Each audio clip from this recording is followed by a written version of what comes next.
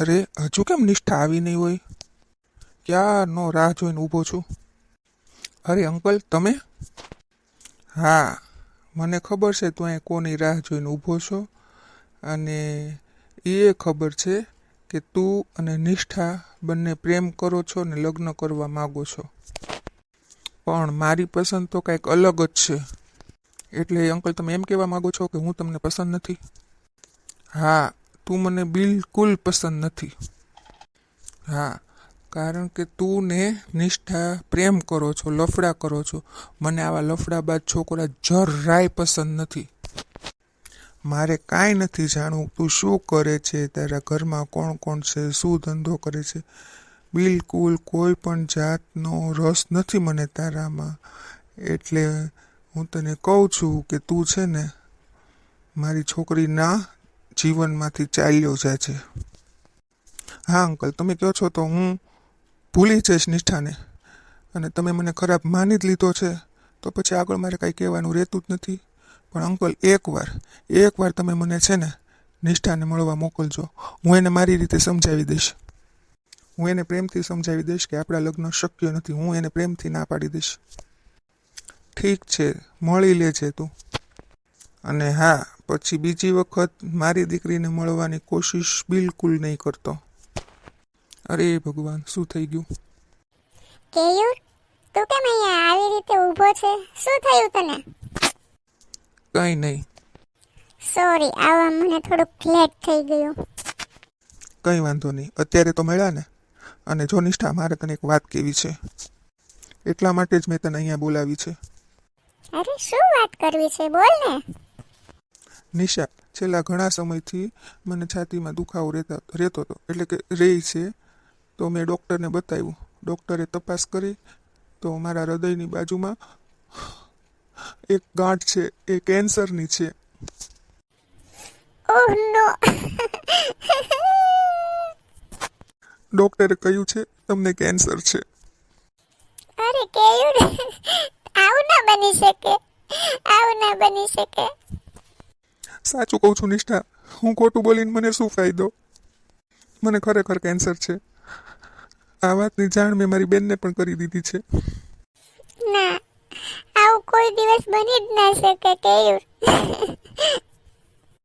તને ખબર છે આપણે બંને લગ્નની વાત કરતા હતા. તું તારા ઘરે ને હું મારા ઘરે વાત કરવાનો હતો. પણ હવે ખબર નહીં કેમ હું કેટલું જીવવાનો છું. એટલે ખબર નહીં નિષ્ઠા કે આપણા લગ્ન થશે. ના. ના. કેયુર, તું આવું ના બોલ. નિષ્ઠા, તું રડીશ નહીં, ચૂપ થઈ જા. જે થવાનું છે તો કોઈ પણ નહીં રોકી શકે. અને હું પણ થોડા દિવસ પછી મારો ઈલાજ કરાવવા કલકત્તા જતો રહીશ. આપણે હંમેશા માટે અલગ થઈ જશું. નિષ્ઠા, મને ભૂલી જજે. નહીં કેયુર, હું તારા વગર નહીં જીવી શકું. નિષ્ઠા, જીદ ન કર. આપણા નસીબમાં જે લખ્યું ને એ જ થવાનું છે. આપણે એકબીજાને ભૂલી જઈએ ને એ જ સારું છે, તારા માટે પણ અને મારા માટે પણ. નિષ્ઠા, તું અહીંયાથી જા આવે. મને છાતીમાં દુખવા લાગે છે. કેયુર. પ્લીઝ નિષ્ઠા, તું જા અહીંયાથી.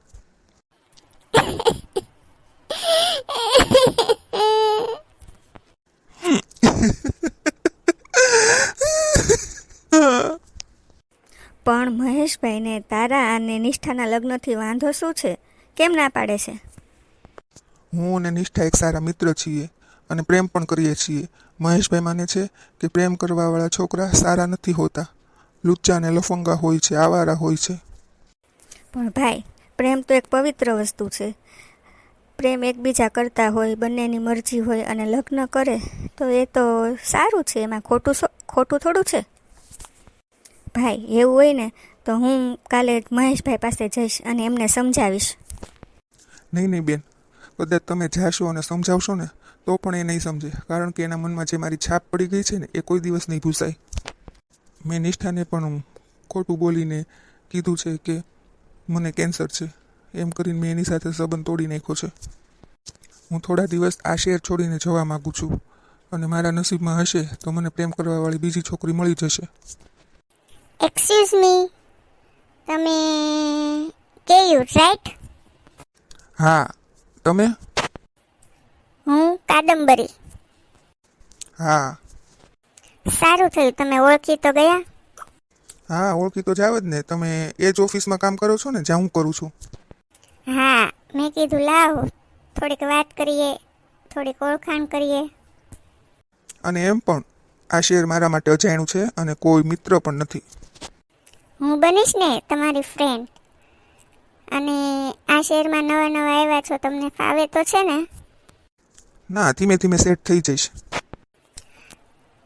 હા, થોડો ટાઈમ આપશો ને એટલે તમે ધીમે ધીમે સેટ થઈ જશો. અને હું છું ને, ન ફાવે તો હું તમને સેટ કરી દઈશ જબરજસ્તીથી. હા હા, કેમ નહીં. હા, મેં વિચાર્યું તમે આમ સાથે હશો અને 2-4 મિત્ર બીજા પણ મળી જશે, એટલે મને સેટિંગ આવી જશે. રાઈટ.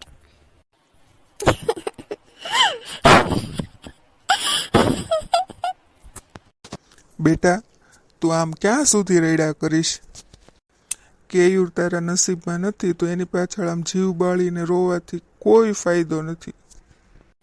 પપ્પા, ભગવાને મારી સાથે આવું શું કામ કર્યું? શું કામ મને ને કેયુરને જુદા કર્યા? હું કેયુર વગર નહીં રહી શકું પપ્પા. જો બેટા, સાચો પ્રેમ કોઈના નસીબમાં નથી હોતો. અને આમ પણ સાચા પ્રેમ કરવાવાળાના નસીબમાં જુદાઈ જ લખી હોય છે. બેટા, તારી માટે એક માગું આવ્યું છે.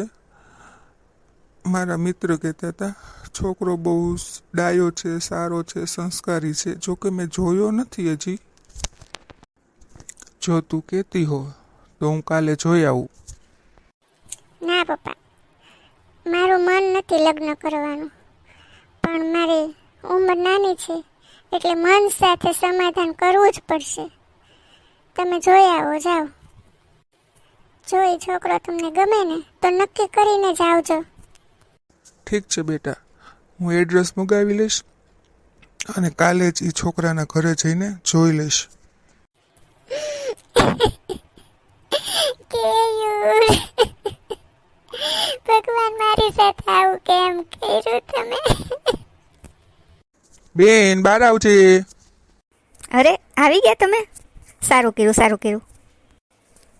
જો હું તને ઓળખતી તો નથી, પણ જોતા એવું લાગે છે તું ખૂબ જ ડાય અને સંસ્કારી છોકરી છે.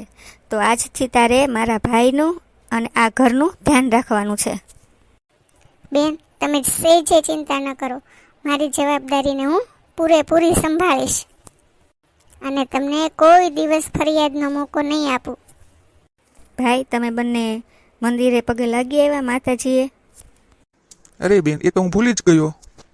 તો જાઓ અને મંદિરે પગે લાગીને પછી આવો.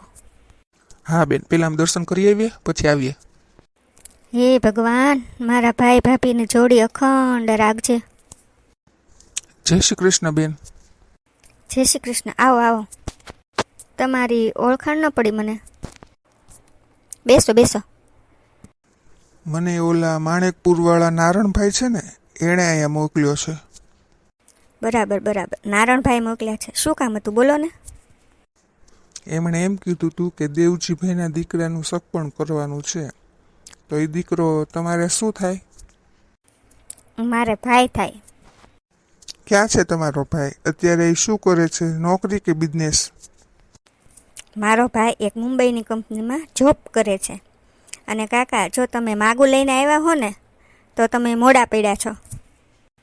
મારા ભાઈ આજે જ કોર્ટ મેરેજ કરી લીધા છે. ઓહ, એવું છે એમને? તો પછી મારે આગળ વાત કરવી નકામી છે. અરે, સામે ફોટો છે એ કોનો છે? એ વ્યક્તિ તમારે શું થાય છે? તમે જેનું માગું લઈને આવ્યા છે ને એનો જ ફોટો છે, મારા ભાઈનો. સારું, તો હવે હું રજા લઉં. અરે કાકા, આવી રીતે થોડું જવાય. બેસો બેસો, ચા પાણી કરું. ના ના બેન, હું ચા નથી પીતો. જય શ્રી કૃષ્ણ. જય શ્રી કૃષ્ણ. આ કાકા આમ ભાઈનો ફોટો જોઈને કેમ આશ્ચર્ય પામી ગયા અને ચાલ્યા જ ગયા? હશે જે હોય તે. મિત્રો, જો અમારો વિડીયો ગમ્યો હોય તો લાઈક, શેર અને સબસ્ક્રાઈબ જરૂર કરી દેજો અને કમેન્ટ પણ કરજો. ધન્યવાદ.